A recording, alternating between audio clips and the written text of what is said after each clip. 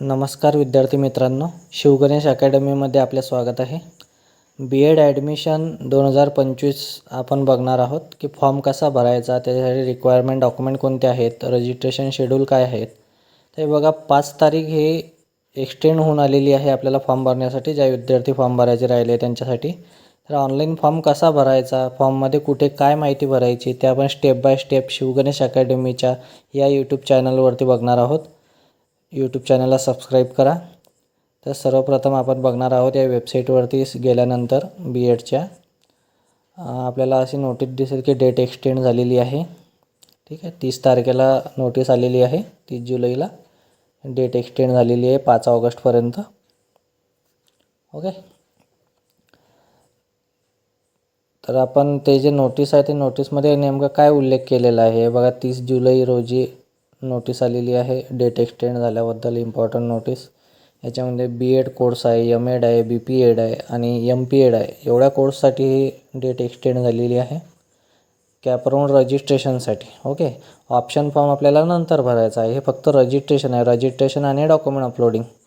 ठीक आहे, तर बघा B.Edसाठी जो नवीन टाईमटेबल आलेला आहे कॅपराऊंड रजिस्ट्रेशनसाठी, तो 31 जुलै ते 5 ऑगस्ट 2025 याच्यामध्ये ज्या विद्यार्थ्यांनी अजूनही फॉर्म भरायचे राहिलेले आहे, काही डॉक्युमेंट अभावी ज्यांचे रजिस्ट्रेशन बाकी होते किंवा कोणाचे डॉक्युमेंट्स अपलोड करायचे बाकी आहे, तर त्यांनी 5 ऑगस्टपर्यंत पूर्ण माहिती वगैरे भरून आपला फॉर्म पूर्ण करून घ्यावा.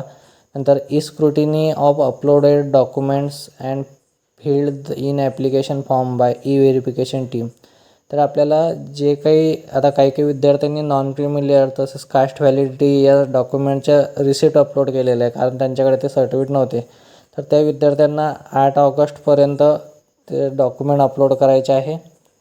ओके, त्याच्यानंतर तुम्हाला जो पुढचा कॅपराऊंडचा शेड्यूल आहे, जसे की कॉलेज वगैरे टाकणे, तर ते आपल्याला कॉलेज निवडणे वगैरे त्याचा शेड्यूल नवीन नोटीस येईल, त्या नोटीसमध्ये दिलेला असेल. त्याच्यानुसार आपल्याला पुढची प्रक्रिया करायची आहे.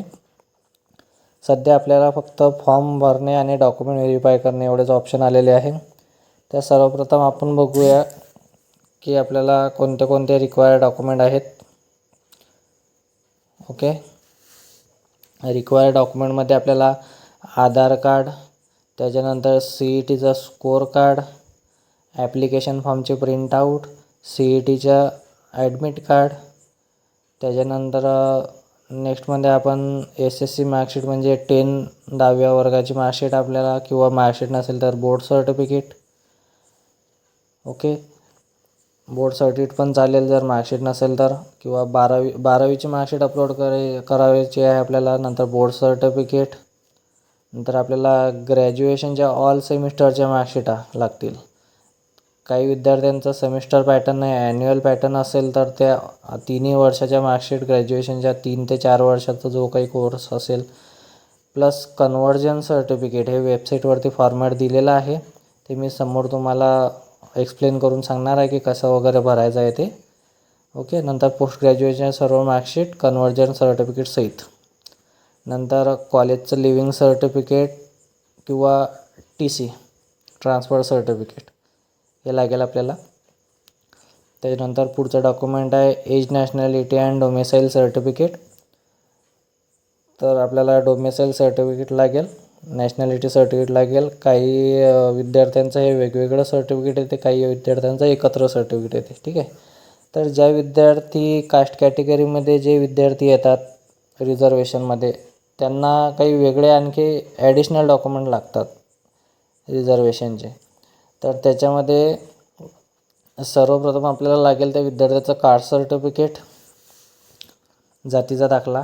ओके, नंतर कास्ट व्हॅलिडिटी सर्टिफिकेट आलेलं नसेल तर ते काढायला टाकल्याची पावती. नंतर नॉन क्रिमिलियर सर्टिफिकेट किंवा नसेल तर त्याची रिसिप्ट. नॉन क्रिमिलियर सर्टिफिकेट किंवा रिसिप्ट हे फक्त OBC, VJNT, SBC, SC/BC कॅटेगरीच्या विद्यार्थ्यांनाच फक्त लागेल. ठीक आहे, SC/ST कॅटेगरीच्या विद्यार्थ्यांना नॉन क्रिमिलियर सर्टिफिकेट लागत नाही आणि त्यांची निघतही नाही. ठीक आहे, नंतर EWS सर्टिफिकेट जे विद्यार्थी ओपन कॅटेगरीमध्ये आहे पण EWSचा लाभ घेऊ शकता, इकॉनॉमिकली वेकर सेक्शन, आर्थिकदृष्ट्या मागासलेला प्रवर्ग, ठीक आहे. ते सर्टिफिकेट जर काढलेलं असेल तर ते सर्टिफिकेट आपण अपलोड करू शकता. नंतर जे विद्यार्थी हँडिकॅप आहेत, अपंग आहेत, त्या विद्यार्थ्यांना हँडिकॅप सर्टिफिकेट लागेल. नंतर उत्पन्नाचा दाखला लागेल आपल्याला, इन्कम सर्टिफिकेट तहसीलदारांचा काढलेलं, ठीक आहे. तलाठ्याचं चालणार नाही, तहसीलदाराचंच लागेल. नंतर ज्या विद्यार्थ्यांचं लग्न झालेलं आहे आणि ज्या विद्यार्थ्यांचं लग्न झालेलं आहे त्यांनी लग्नानंतर नाव बदल वगैरे केलेला आहे किंवा काही स्पेलिंग मिस्टेक आहे नावामध्ये, तर त्या विद्यार्थ्याचं नेम चेंजचं सर्टिफिकेट लागेल. फॉर एक्झाम्पल मॅरेज सर्टिफिकेट असो किंवा गॅझेट सर्टिफिकेट लागेल, ठीक आहे. अशा प्रकारे डॉक्युमेंट्स लागतील. काही डॉक्युमेंटबद्दल आणखी माहिती लागत असल्या आपण आमच्या सेंटरवरती येऊन चौकशी करू शकता. ओके. अशा प्रकारे आपल्याला फॉर्म भरण्यासाठी रिक्वायरमेंट डॉक्युमेंट आहेत. हे डॉक्युमेंट आपल्याला ॲडमिशनच्या वेळेस लागतील, फॉर्म भरताना पण अपलोड करायचे आणि ॲडमिशनच्या वेळेस पण लागतील, ठीक आहे.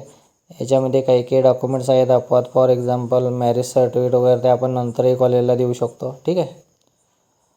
नेक्स्ट आपण बघणार आहोत की जे मी तुम्हाला सांगितलं तर कन्व्हर्जन सर्टिफिकेट अपलोड करावं लागेल मार्कशीटसोबत. तर हे आहे ग्रॅज्युएट डिग्री प्रोग्रामसाठी, त्या ह्या फॉर्मॅट वेबसाईटवरती दिलेला आहे PDF फॉर्मॅटमध्ये. तो आपल्याला प्रिंट मारून त्याला या प्रकारे भरायचा आहे. येथे कॅन्डिडेटचं नाव वगैरे, कॉलेजचं नाव, युनिव्हर्सिटी नाव, इयर ऑफ पासिंग, नंतर प्रत्येक सेमिस्टर वाईज 6च्या 6 सेमिस्टर, समजा 3 वर्षाचा जर कोर्स असेल तर ते 6 सेमिस्टर राहतात. 6 सेमिस्टरची जर ऑप्टेन मार्क्स, टोटल मार्क्स टाकायचे आहे आणि आउट ऑफ मार्क्स टाकायचे आहे, मार्क्स ऑप्टेन टाकायचे आहे, कितीपैकी किती मार्क्स पडलेले. फॉर एक्झाम्पल 450पैकी विद्यार्थ्याला काही मार्क्स पडले असतील तर ते आउट ऑफ मार्क्समध्ये 450 मार्क, त्याच्यानंतर 340 मार्क त्याला मिळालेले आहे 450पैकी. ते या प्रकारे आपल्याला 6 सेमिस्टरचे लिहायचे आहे. त्यानंतर खाली टोटल लिहायची आहे. फॉर एक्झाम्पल 2700पैकी त्या विद्यार्थ्याची टोटल होत असेल तर इकडून 2700 आणि इकडून काही समजा 2130 मार्क्स भरत असतील तर तिथं टोटल मार्क्समध्ये 2130 त्याचे पर्सेंटेज काढायचे. पर्सेंटेज काढल्यानंतर ते पर्सेंटेज या साईडला लिहायचे. येथे पर्सेंटेज लिहिल्यानंतर इथे विद्यार्थ्याचं नाव लिहायचं आहे, पूर्ण नाव. नंतर इथं नेम ऑफ कॅन्डिडेट, इथं पण विद्यार्थ्यांचं नाव लिहायचं आणि विद्यार्थ्याची सही करायची आहे, ठीक आहे. त्याचप्रमाणे ग्रॅज्युएट डिग्रीचंच ज्या विद्यार्थ्यांचा ॲन्युअल पॅटर्न असते, first year, second year, third year, त्यांना सेमिस्टर पॅटर्न असते, त्यांनी डायरेक्ट इथं मार्क्स वगैरे लिहायचे आहे. सेम मागच्या सर्टिफिकेटनुसारच भरून घ्यायचं आहे. नंतर जे विद्यार्थी पोस्ट ग्रॅज्युएट झालेले आहे, for example MA, MCOM, MSc, तर त्या विद्यार्थ्यांनी इथं सेम त्याचप्रमाणे माहिती भरायची आहे. मार्कशीटनुसार सर्व माहिती भरायची आहे आपल्याला. माहिती भरल्यानंतर इथं त्या विद्यार्थ्यांना 4 सेमिस्टर येतील जर 2 वर्षाचा PG असेल तर, ठीक आहे. 4 सेमिस्टरची माहिती भरल्यानंतर इथं marks obtain, out of marks लिहायचे आहे, टोटल मार्क्स लिहायचे आहे. त्याच्यानंतर सेम इथं पर्सेंटेज लिहायचे आपल्याला. नंतर इथं खाली विद्यार्थ्याचं नाव लिहायचं आहे. विद्यार्थ्याचं नाव लिहिल्यानंतर आपल्या इथं सिग्नेचर ऑफ कॅन्डिडेट करायची आहे. नंतर सेम ॲन्युअल पॅटर्न जर असेल 2 वर्षाचा तर ॲन्युअल पॅटर्नमध्ये पण सेम इन्फॉर्मेशन आपल्याला भरावी लागेल, ठीक आहे. हे माहिती भरताना व्यवस्थित काळजीपूर्वक भरा. जर माहितीमध्ये काही तफावत आढळल्यास तुमची झालेली ॲडमिशन पण युनिव्हर्सिटीला रद्द करण्याचा अधिकार आहे, ठीक आहे. त्याच्यामुळे मार्क्स वगैरे व्यवस्थित काढून भरा. जर तुम्हाला समजत नसेल तर कॉलेजवाल्यांकडून लिहून आणा, ठीक आहे. पण चुकीची माहिती लिहू नका, नाहीतर तुमची झालेली ॲडमिशन पण कॅन्सल होऊ शकते. अशा प्रकारे आपण कन्व्हर्जन सर्टिफिकेट कसं भरायचं ते बघितलेलं आहे. त्याच्यानंतर आपण बघणार आहोत की आता BEdचा फॉर्म कसा भरायचा. तर CET सेलच्या वेबसाईटवरती जाऊन अंडर ग्रॅज्युएट या ऑप्शनवरती गेल्यानंतर आपल्याला हायर एज्युकेशन येथे जाऊन BEdच्या वेबसाईटवरती क्लिक करायचं आहे. नंतर कॅन्डिडेट लॉग इन या ऑप्शनवरती आपल्याला क्लिक करायचं आहे. कॅन्डिडेट लॉग इन या ऑप्शनवरती क्लिक केल्यानंतर हे बघा याप्रमाणे एक पेज ओपन होईल. त्याच्यामध्ये आपल्याला रजिस्टर ईमेल ID जो CETचा फॉर्म भरताना आपण टाकलेला होता तो टाकायचा आहे. विद्यार्थ्याचा पासवर्ड टाकायचा आहे. विद्यार्थ्याचा ID पासवर्ड एंटर केल्यानंतर पेज लॉग इन होईल. त्या विद्यार्थ्याचं पेज लॉग इन झाल्यानंतर याप्रमाणे माहिती येईल, ज्याच्यामध्ये ॲप्लिकंट नेम म्हणजे विद्यार्थ्याचं नाव, जन्मतारीख, नंतर आपल्याला त्याचं जेंडर निवडायचं आहे, मेल फिमेलपैकी एक. त्याच्यानंतर इथं विचारते have you appeared for BEd CET 2025. तुम्ही BEdची CET दिलेली आहे का? इथं यस करायचं आहे. यस केल्यानंतर इथं त्याचा CETचा रजिस्ट्रेशन नंबर आपल्याला खाली बॉक्समध्ये टाकायचा आहे. रजिस्ट्रेशन नंबर टाकल्यानंतर येथे आपल्याला साईडला रोल नंबर विचाराल. रोल नंबर इथं एंटर करायचा आहे. त्याच्यानंतर चेक CET डिटेल्स करायचं आहे. ठीक आहे. चेक CET डिटेल्स केल्यानंतर सर्व माहिती विद्यार्थ्याची प्रिंट होऊन येईल. त्याच्यामध्ये चेक करून घ्यायची आहे. विद्यार्थ्याला सर्वप्रथम त्याचा टायटल घ्यायचा लागेल, मिस्टर, मिस, ठीक आहे, कुमार, कुमारी. नंतर कॅन्डिडेट फुल नेम इथं इंग्लिशमध्ये टाकायचं आहे. त्याच्यानंतर काही विद्यार्थ्यांना नाव चेंज केलेलं असेल तर इथं यस करून आपल्याला इथं त्याचं चेंज केलेलं नाव टाईप करून टाकायचं आहे. नंतर त्याच्या पुढे आपल्याला ते रिझन विचारते की का बरं नाव चेंज केलं आहे. आता मॅरेज वगैरे जे काय असेल ते रिझन तिथं चूज करायचं. त्यानंतर इथं मराठीमध्ये नाव टाईप करायचं. मराठीमध्ये नाव टाईप केल्यानंतर इथं father's name, mother's name, gender हे सर्व पर्सनल इन्फॉर्मेशन विद्यार्थ्याची आपल्याला इथे भरायची आहे. Annual family income, mobile number टाकायचा आहे, ईमेल ID टाकायचा आहे. ठीक आहे. नंतर सेव्ह अँड प्रोसीड या बटनावरती क्लिक करायचं आहे आपल्याला. नंतर सेकंड पेजवरती आपण गेल्यानंतर आपल्याला इथं करस्पॉन्डंट ॲड्रेस विचारेल. त्याच्यामध्ये कंट्री निवडायची आपल्याला इंडिया. त्याच्यानंतर आपल्याला ॲड्रेस लाईनमध्ये ॲड्रेस टाईप करायचा आहे. जो तुमच्या आधार कार्डवरती वगैरे असेल, जो तुमचा रेसिडेन्शियल ॲड्रेस आहे तो इथं टाकायचा आहे आपल्याला पिनकोड सहित. व्यवस्थित डिस्ट्रिक्ट, तालुका, सिटी पूर्ण टाकायचं आहे. नंतर नेक्स्ट पेजवरती क्लिक केल्यानंतर आपल्याला सिलेक्ट युअर एलिजिबिलिटी क्वालिफिकेशन येईल. म्हणजे आपलं हायेस्ट क्वालिफिकेशन कशात झालेलं आहे, ग्रॅज्युएशन, पोस्ट ग्रॅज्युएशन, ते आपल्याला इथं निवडायचं आहे. ते निवडल्यानंतर खाली येईल आपल्याला की are you domicile of Maharashtra and or is born in Maharashtra. महाराष्ट्रामध्ये आपला जन्म झाला आहे का, तर यस करायचं आहे.